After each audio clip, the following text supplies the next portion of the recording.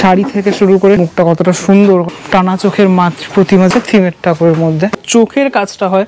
দুর্গাপুজোর বাকি হাতে গুনে 30 দিনেরও কম, অর্থাৎ 1 মাসেরও কম। তার আগে বনগাঁর স্বপন ভট্টাচার্য মহাশয়ের যে স্টুডিও, তার আমি সামনে রয়েছি।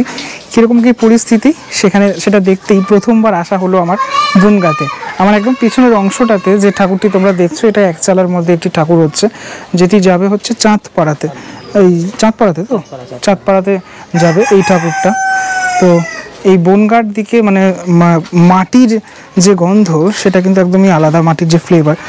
এটা হচ্ছে তোমার স্টুডিওটি, শিল্পী নিজে কাজ করছেন আমি দেখতে পাচ্ছি।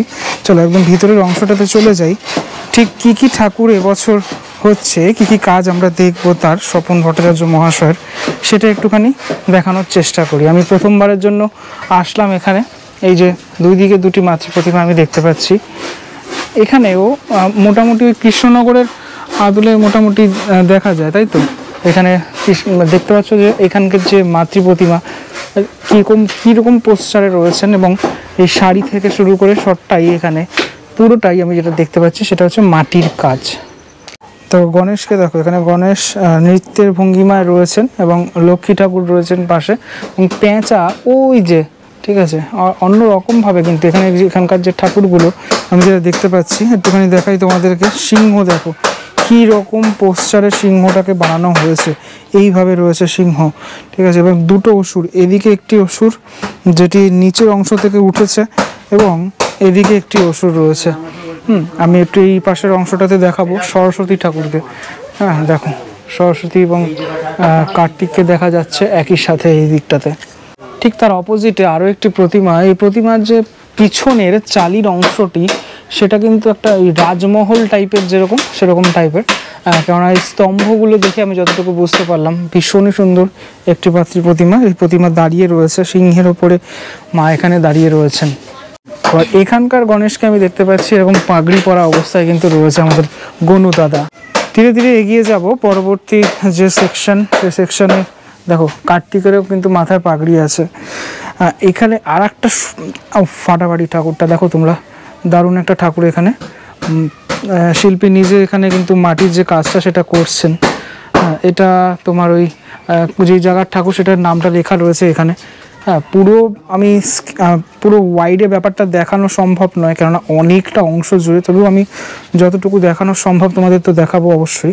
এই হচ্ছে মা দুর্গার যে রূপ, সেটা আমি দেখাচ্ছি একদম সামনে থেকে। দেখো মুখটা কতটা সুন্দর, কতটা মিষ্টি, এবং মাথার যে অংশটা মানে মুকুটের যে অংশটা সেটা কিন্তু এইভাবে ঠিক উঠেছে। প্রত্যেকে একটু দেখানোর চেষ্টা করি একটুভাবে। এই যে কার্তিক রয়েছে, মা সরস্বতী রয়েছেন পদ্মের ওপরে আসীন, প্রত্যেকেই কিন্তু এখানে। আরও একটি প্রতিমা যেটি একদম অপোজিটে রয়েছে, এটি একটি সাবেকি প্রতিমা। তো এই প্রতিমাটা আমার এই ঘরের মধ্যে সব থেকে বেশি ভালো লাগলো কিন্তু, এই প্রতিমার যে কাজটা। এদিকের যে প্রতিমাগুলো সেগুলো সবেমাত্র তৈরি হচ্ছে, এখনও রেডি হয়নি। হ্যাঁ, এখানে একমেটের কাজ, একচেলের কাজ হয়েছে, খড় বাঁধার কাজ চলছে। ওই দিকটাতে আমি দেখতে পাচ্ছি সেটা হচ্ছে একচালার মধ্যে একটি বাড়ির প্রতিমা সম্ভবত। তো এই প্রতিমাগুলো ম্যাক্সিমাম বাড়িতেই থাকে, আমার বেশ ভালো লাগে, সাবেকি প্রতিমা একটি। এবং যদি এই সাইডটা একটুখানি ক্যামেরা ঘোরাই তোমাদের দেখাবো, আরও একটি এরকম টানা চোখের মাতৃ প্রতিমা, যেটা আমার সব থেকে বেশি ভালো লাগে। এবং এই গলিটাতে যদি আমি ঢুকে যাই ধীরে ধীরে, তোমাদেরকে যেটা দেখাবো, এই দিকেও একটা প্রতিমা, সাবেকি প্রতিমা, এই একটা প্রতিমা রয়েছে থিমের ঠাকুরের মধ্যে, ঠিক আছে। দেখো কতটা সুন্দর, দেখো কাজটা পুরো কিন্তু মাটির ওপরে। হ্যাঁ, পুরো অংশটাই মাটির ওপরে। এদিকে ছোট ছোট কিছু প্রতিমা রয়েছে, এবং এই দিকখানে আর একটা মানে লাস্টের অংশটাতে আরও একটি মায়ের দেবী মূর্তি রয়েছে, মায়ের দুর্গা মূর্তি রয়েছে। মা এখানে এইভাবে ঠিক রয়েছেন আমি দেখতে পাচ্ছি। বাহ, এই ঠাকুরটাও বেশ ভালো লাগলো দেখে আমার। এবং শুধু মা দুর্গাই নন, এখানে মানে সরস্বতী ঠাকুর, লক্ষ্মী ঠাকুর সবাই যে পোস্টার, সেই পোস্টারটা কিন্তু একেবারে আলাদা। এই হচ্ছে তোমার কার্তিক ঠাকুর, ঠিক আছে। আমি এখানে একটি কালী ঠাকুর দেখলাম, ঠিক আছে, যেটা রং করা অবস্থায় রয়েছে। এই ফ্রেমটা যদি তোমরা লক্ষ্য করো ভালো করে বুঝতে পারবে, এই মানে এখানকার এই স্বপন ভট্টাচার্যর যে চোখের কাজটা হয় অন্য রকমের হয় একটু, মানে চোখটা কিন্তু একটু নিপুণতার সাথে এখানে করা হয়। প্রত্যেকের চোখের অংশটা ভালো করে তোমরা দেখো, এখানে মা লক্ষ্মীর আমি একদম সামনে চলে এসেছি। এখানেও কিন্তু মা লক্ষ্মী এই অবস্থাতে এই পোস্টারে রয়েছেন। আরও একটা সাইডে চলে আসলাম, এখানেও দাদারা কাজ করছেন আমি দেখতে পাচ্ছি। এখানে সব ছোট দুর্গাগুলোর কাজ হচ্ছে। এই পাশের যে দুর্গাটি দেখতে পাচ্ছি এটি আর একটি দুর্গা, ঠিক আছে। এখানেও কিন্তু ওই একই রকম পোস্টারে রয়েছেন। উফ দারুণ! গণেশ ঠাকুরের ভালো করে দেখো তোমরা, গণেশ ঠাকুরের মূর্তিটা বেশ ভালো লাগছে দেখতে। প্রত্যেককেই এখানে এই সামঞ্জস্য রেখে ব্যাপারটা করা হয়। এবং আমি একটুখানি সিংহকে দেখাবো, এখানকার যে সিংহ সেটা কেমন হয়ে থাকে। তোমরা তো কুমারটুলি দেখেছো, এখানে সিংহ দেখো। অসুর হচ্ছে এই যে সবেমাত্র তোমার এই মাটির কাজটা হয়েছে, 1 মিনিটের কাজ হয়েছে সবেমাত্র। আর এই আর একটা ঠাকুর, একদম শেষের যে ঠাকুরটি এখানে দেখতে পাচ্ছি সে ঠাকুরটি ঠিক এরকমটা। চালির অংশের রঙের কাজটা কিছুটা সম্পন্ন, হ্যাঁ, আর কিছুটা কাজ তো বাকি রয়েছেই অবশ্যই। বেশ মোটামুটি 10 থেকে 12 ফুট টোটাল হাইট হতে পারে, মানে এই চালি নিয়ে পুরো ঠাকুরের অংশটা। এখানে পুরোপুরি ফ্ল্যাট ডিজাইনের মধ্যে ব্যাপারটা করা হয়েছে। এখানে কিন্তু এখনও অবধি এই অংশগুলোতে লাগানো হয়নি, তোমার ওই ডিজাইনগুলো লাগানো হয়নি, যেগুলো লাগালে পুরো অংশটা বোঝা যাবে। এই মাতৃ প্রতিমাটিও পুরোপুরি তোমার টানা চোখের ওপরে। এখানকার সিংহ এবং অসুরকে যদি দেখাই তাহলে বিষয়টা দাঁড়ায়টা ঠিক এরকমটা। আমার এই সিংহের দাঁত থাতগুলো, এই জিনিসগুলো খুব ভালো লাগে, যেগুলো পুরোপুরি ম্যানুয়ালির ওপরে করা হয়। এগুলো তো ছাঁচে হয় না। আচ্ছা, লক্ষ্মী ঠাকুরের বাহন পেঁচা, সে কিন্তু একদম নিচের অংশটাতে রয়েছে। মানে প্রত্যেককে বেশ এখানে অন্যরকম লাগছে। এখন মোটামুটি সব স্টুডিওর মধ্যে এখন কাজ একদম তুঙ্গে, কেননা পুজোর আর হাতে গুনে যেহেতু কয়েকদিনই বাকি রয়েছে। শিল্পী নিজের রয়েছেন, তার সাথে একটু কথা বলার চেষ্টা করব। আপনার কাজের শুরুটা একটুখানি জানতে চাইবো, কিভাবে শুরু হলো? শুরু বলতে আমি তো অনেক ছোটবেলা থেকে আরম্ভ করেছি, 15-16 বছর বয়স থেকে। মা দুর্গাকে এইভাবে শিল্পত্বের জায়গায় নিয়ে আসবেন, এই ভাবনাটা কি করে আসলো? এখন এই দিনের যা পরিস্থিতি, আগেরকার দিনে যেরকম বাংলা একচালি ঠাকুর চলতো, তারপরে আটের ঠাকুর আসলো। এখন যেরকম নীতি নতুন, এখন ওই থিমের পুজো হচ্ছে, এখন থিম নিয়েই লোকে ব্যস্ত, ক্লাব নিয়ে ব্যস্ত। এখন আমরা থিমের ঠাকুর চাই, থিমের ঠাকুর চাই। তাই জন্য এখন থিমের ঠাকুর, এখন থিমের ঠাকুর আমাদের করতে হচ্ছে। মানে বেশিরভাগ মানুষজন চাই থিমের ঠাকুর আর ডাকের সাজের ঠাকুর, এই ঠাকুর দুটোই হচ্ছে এখন। আপনার কাছে মোটামুটি প্রতিমার দাম কিরকমটা থেকে শুরু হয়? দাম 1,20,25 এরকম থেকে। আর বাড়ির ঠাকুর ধরো তোমার 40-50, মানে সাবেকি প্রতিমা যেসব একচালের ঠাকুর যেগুলো। আচ্ছা, মানে বাংলায় আপনার একটা নাম রয়েছে প্রতিমার ক্ষেত্রে। আমার যেটা প্রশ্ন থাকবে সেটা হচ্ছে পার্সোনালি, ব্যক্তিগতভাবে আপনার কি সাবেকি প্রতিমা বেশি টানে নাকি থিমের ঠাকুর? আপনি নিজস্ব মতামত। এখন বলতে শোনো, থিমের ঠাকুর আমার পছন্দ না হলো, খড়েদারের পছন্দ, তো এখন থিমের ঠাকুরটা নিয়ে সবাই ব্যস্ত, বা চাহিদা হচ্ছে থিমের ঠাকুর। এবছর কটা ঠাকুর করছেন এখানে?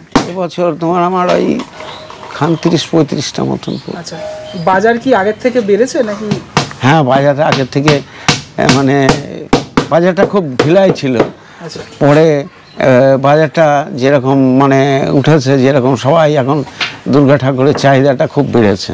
আমার তো ঠাকুর নেই, অনেক খরিদ্দার আমি ছেড়ে দিয়েছি, প্রচুর খরিদ্দার ছেড়ে দিয়েছি, সব বাইরের খরিদ্দার। আপনি মাটির প্রতিমা বেশি করেন, ফাইবারের কাজটা খুব একটা করা হয় না? হ্যাঁ, ফাইবারের কাজও করি, মাটির কাজও করি। ফাইবারও করেন? হ্যাঁ। ফাইবারের কাজ কি বেশি মানুষ চায় নাকি মাটির বেশি চায়? মাটির চায়, ফাইবারের চায় না। না, ফাইবারের টুকটাক মানুষের মূর্তি যেসব হয় সেগুলো হচ্ছে ফাইবারের।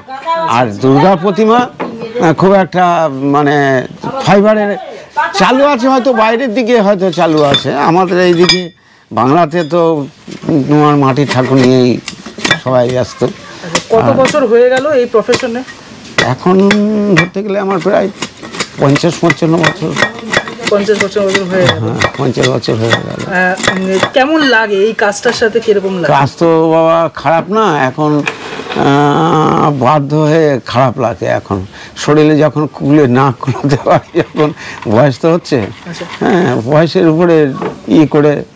আর আমি হয়তো যে কাজটা করবো সেই কাজটা হয়তো দেখা গেল লেবার করতে পারছে না। আমার সব জায়গায়। এখানে কতজন কর্মচারী কাজ করে? আমার এখানে আছে ধরো ওই 8 জনের মতন। আচ্ছা, দুর্গা পুজোয় তো একটা ভালো টার্নওভার হয়, মানে টাকার মানে টাকাটা মানুষের হাতে চলে আসে অনেকটাই। তো আপনাদের শিল্পীদের জন্যই পুরোপুরি ব্যাপারটা হয়। রাজ্য সরকারের কাছে কি কিছু আপনাদের আবেদন থাকবে, আপনার বিশেষ করে আপনাদের শিল্পীদের জন্য? আমাদের শিল্পীদের বলছে রাজ্য সরকার বলো, কেন্দ্র সরকার বলো, আমরা যে একটা শিল্প বা আমরা শিল্পী বা এর উপরে নির্ভরশীল, অন্তত লাখ লাখ লোক কিন্তু এর উপরে কিন্তু নির্ভরশীল। আর এই পুজোটা তোমার দেশ বিদেশ সব জায়গায় কিন্তু পুজোটা হয়, আমেরিকার থেকে আরম্ভ করে বোম্বে থেকে আরম্ভ করে সব জায়গায় এই পুজোটা কিন্তু হয়। কিন্তু সরকার কিন্তু আমাদের উপরে কোনো ভ্রুক্ষেপও করে না, কোনো কিছু ইয়েও করে না।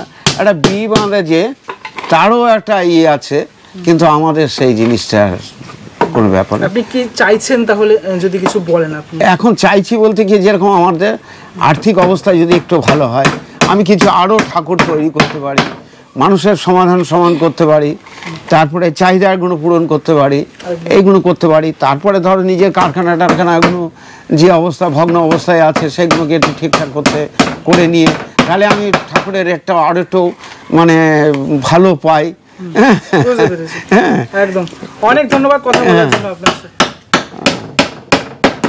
কথা হচ্ছে যে সরকার আমাদের উপরে যদি নজরই দিত না, তাহলে আমরা অনেক কিছুই করতে পারতাম। কোনো নজরই নেই, দেখছো না এখন এই যে কলকাতাতে একটা উঠেছে, ওই মেয়েটা মারা গিয়েছে, এখন পুজো কি দুর্গা পুজো হবে কি, এখন এই নিয়েই মাতামাতি সব, এইটা নিয়েই মাতামাতি সব।